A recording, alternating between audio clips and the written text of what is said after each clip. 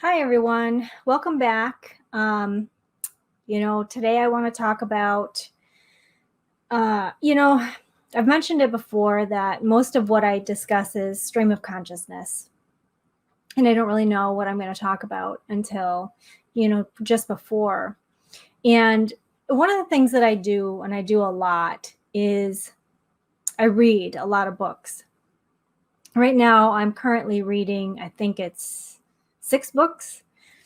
And one of the books that I listen to audiobooks too. So every time I'm driving in the car, or if I'm like walking around the house, or when I'm taking a shower in the morning, brushing my teeth, getting ready for the day, cleaning the house, things like that, I will actually listen to an audiobook because I find it to be beneficial. I stopped listening to the radio in the car a few years ago and exclusively listen to some type of educational content. I found that if I try to listen to novels when I'm driving, I lose those. Like, I lose the story because my mind starts to wander. But for some reason, for me personally, if I'm listening to an audiobook that's a personal or professional development, then I kind of stay with it and really pay attention to the story and what's going on. So I'm currently listening to a book right now. Some of you may or may have heard of him or may not. It's a book that was written by a man named Napoleon Hill. And this book was written like 70 years ago, and it was only recently published. I believe it was published in 2008. And the book is called Outwitting the Devil. And if any of you are fans of Dr. Wayne Dyer, he has a theory about ego, and he calls ego an acronym for edging God out. And so listening to this book, this audiobook, I'm hearing things that are iterations or reiterations, I should say, of things that I've heard other people talk about. And, Napoleon Hill has a lot of really great books and has done a lot of really great teachings. And a lot of people who follow his teachings, they basically reiterate his statements in a way that resonates with their audience. So I'm listening to this audiobook driving today, and I'm listening to a portion, and there's a section that really, really kind of stuck with me. And it's what I really want to talk about today. And he says that, life is an unerring taskmaster. And in order to get through life, you have to learn to master life. And that's so true. I actually have a saying on my Facebook page here. It's by Lao Tzu, and it's if you correct your mind, the rest of your life will fall into place. And now, I believe I mentioned it before, I am a Buddhist, and Buddhism is not a religion. A lot of people have a tendency to think that Buddhism is a religion, but it isn't. It has nothing to do with religion. Buddhism is actually a philosophy where you learn how to master self. And to me, self-mastery and mastering your mind is the key to being able to live life, to be as happy and I'm trying to think of the word, to be as happy and as peaceful and joyful as we're truly meant to be. And it's interesting. So in this book, and I will put a link to the book in the description. In the book, the link that I put will not be an affiliate link. For those of you who do not know what affiliate links are, an affiliate link is where you put the link in, and if you click on it and go and purchase that or something else, then I will get a portion of the proceeds for sending you to wherever it is. I will not do that. I don't want to put an affiliate link. I just want to have a link to the book because I really think it's beneficial. In the beginning of the book, trying to think of who it is that is doing part of Sharon Lecter. So Sharon Lecter, she was given the manuscript and was given the task of actually making the manuscript into a usable book. So she took what Napoleon Hill had written, and then she kind of made it into a more cohesive and coherent train of thought so that it could actually be published into a book. And so in the audiobook version, there is someone who narrates the book as Napoleon Hill speaking, and then Sharon Lecter is actually narrating her portion, which is basically her idea or her interpretation of what she believes Napoleon Hill was trying to convey, the message that he was trying to get across when he typed up this manuscript. And I thought it was really interesting for the first section of the book that she spent an inordinate amount of time trying to get across who Napoleon Hill was, how successful he was, how many people he'd helped. And I found it was kind of rather odd because, being a fan of his work and having, read a couple of his books and listened to some audiobooks, I'm already very familiar with the stuff that he's written and all of the things that he's managed to accomplish in his life. But then we get into the meat of the book. And basically what it is, the premise of the book is that Napoleon Hill claims to have had a conversation with the devil. And the devil has told him what it is that keeps people stuck. Like how he, the devil, keeps people stuck and unhappy in their lives. And being the type of person that I am and knowing what I do, what I know, I understand that the reason why Sharon Lecter was, saying all this good stuff about Napoleon Hill was she didn't want people to think that he was a lunatic, because some people who would be, if you were listening to that and you didn't know, what he was capable of or what he had actually accomplished in his life, you might actually think he was a lunatic. Like, who is this crazy guy thinking he's talking to the devil? And if you understand what Wayne Dyer says, that, the ego is the acronym for edging God out,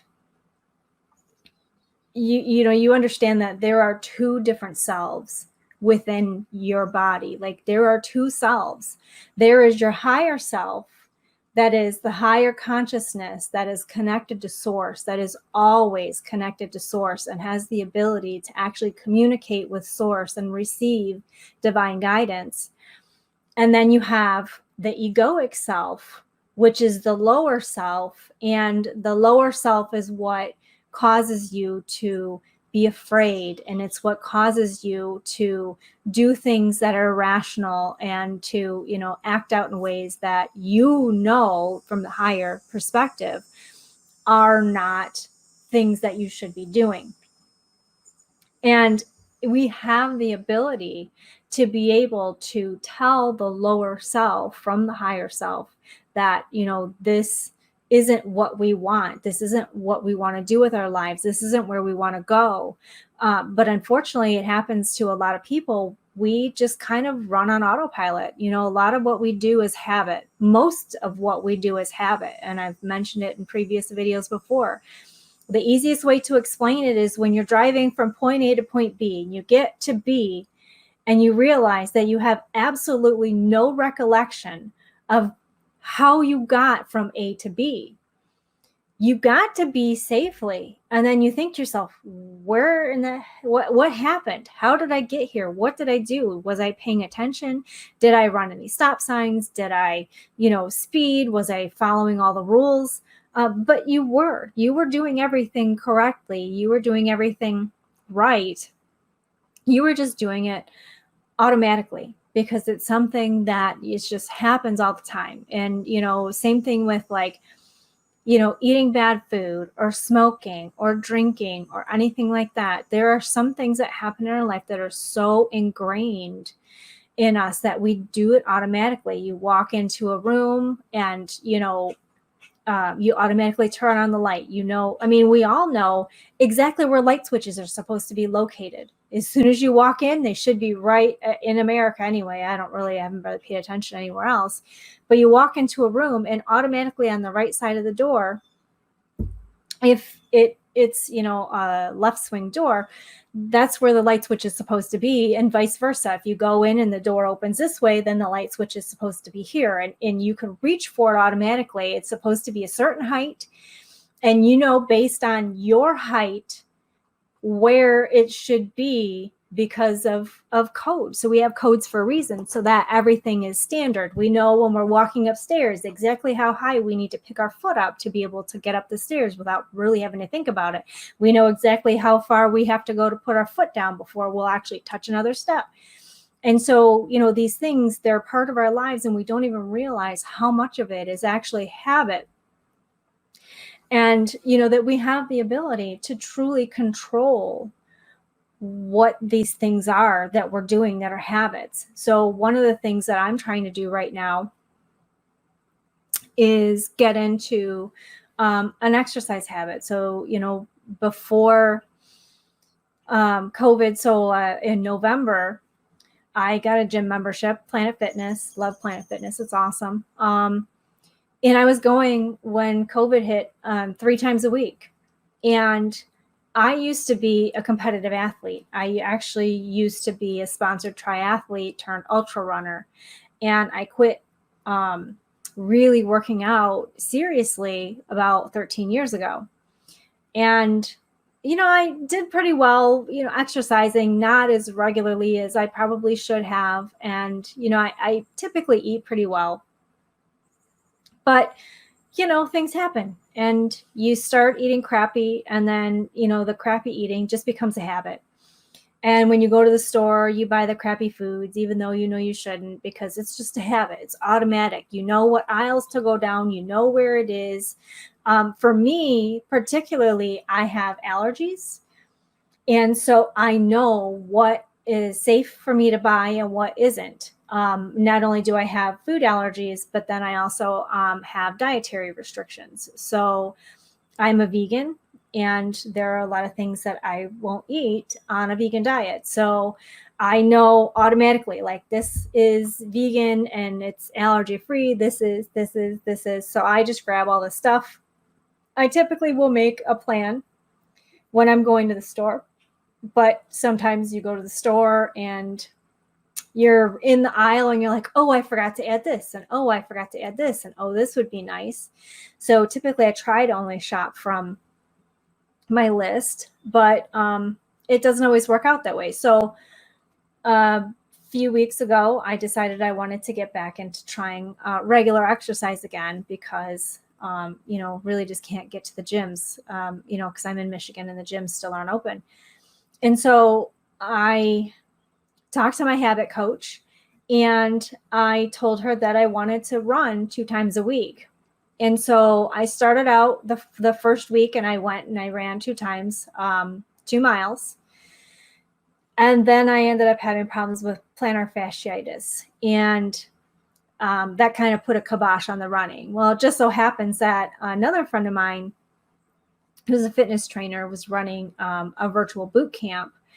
And I was like, okay, well, maybe I'll just join this virtual boot camp, because she's doing live workouts 2 times a week. And then she gives you workouts for another couple days a week, and then yoga on Saturdays. I'm like, okay, this is something that I could do. And I have actually done, like, I've led virtual boot camps before for fitness, because I'm a certified personal trainer, but I've never been on the other end of a virtual boot camp before. And I've never been on the receiving end of a virtual boot camp when it was, you like quarantined from everybody. So it's actually been really nice to be able to go and still work out 2 times a week. I'm not doing what I had initially wanted to do, which was running, but now I'm doing a lot of different things, which is actually more beneficial for my body, because now I'm not just running and doing cardio.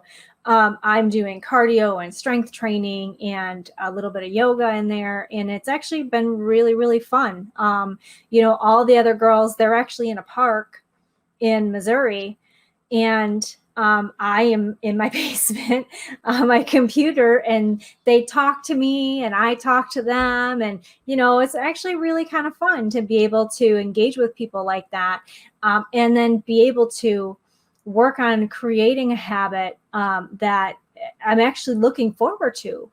So this is the second week. Yesterday was our second workout. We work out Mondays and Wednesdays. And Monday and Wednesday, like, oh, I gotta get downstairs. I can't make any plans from 6:30 to 7:30 because I have to go and do this workout because the girls are there and they're going to hold me accountable. And Kimberly, the trainer, she's going to hold me accountable. She had me actually go on to my Fitness Pal and start logging my food and my exercises, which has been really fun. I haven't been on there in years. I used to do that back when I was training a long, long time ago. So it's actually nice to be back on there and actually recording and seeing what I'm eating, and it's making me more mindful of what I'm doing. So we have the ability and we have the power. I know I've said it before and I'll keep saying it again and again. We have the ability to be able to make the choices, to choose something different, to choose a different thought, to choose a different action, to create a different habit. Now, the interesting thing about habits is that they don't happen overnight, right? And the negative habits that we're trying to get rid of, they're usually have been around for a really long time. So we really need to work hard and be very, very diligent and be very, very mindful of making sure that we are doing everything that we can to try and stop ourselves every time we find that we're reaching for the donut or we're, driving past the gym on the way home instead of stopping, because it's so easy. It's so easy to talk ourselves out of doing something good. And it's so hard to talk ourselves into doing something that's hard. I mean, starting a new habit is hard because it's not something that we're accustomed to. Now, when I was going to the gym 3 times a week, I'd been doing it for months. So it had become a habit. And then all of a sudden the habit just bam, it's done. No more. I'm like, okay, well, what can I do now? Okay, well, I don't have a plan, so I'm not going to do anything. I had no plan. I'm not going to do anything. And you'll have to excuse me. My air conditioning is out. It's 100 degrees here right now, and I am sweating. So I'm kind of probably looking a little droopy right about now. But anyway, so we have to be prepared for when something comes up that is going to possibly derail us, and try and figure out a different way. Again, overcoming obstacles, like I mentioned in my last video. Things are going to come up. Something's going to happen. Your gym's going to close. Your car's going to break down. You're not going to be able to do it. Something is going to happen, and we have to be prepared. What can we do to keep us on the path of our healthy habits and, keep us from going back to whatever it was that we're trying to, break ourselves, whatever habits we're trying to eliminate. So if you're really, really interested in trying to learn more about creating healthy habits, I have been working with a habit coach. Her name is Susie Rains from Rains Wellness since October of last year. So almost a year now. She is amazing. She's got really great programs, and her pricing is spectacular. And she really, really, truly helps you to understand what motivates you, what causes you to do the things you do. And she really gets you to think about how to actually change the habits. So I will actually leave her information in the comments. Again, not a sponsored link. I get nothing from referring you to her except helping her out, because she is a tremendous coach and she's truly helped me significantly in my life. She helped me to complete my book. I hadn't done anything with it for 2 years. I started working with her and had it finished in a month. She got me eating better again, exercising again. So because of her, I'd been going to the gym in November So, I mean, she's been a tremendous help in getting me to where I am today and getting me back into working out.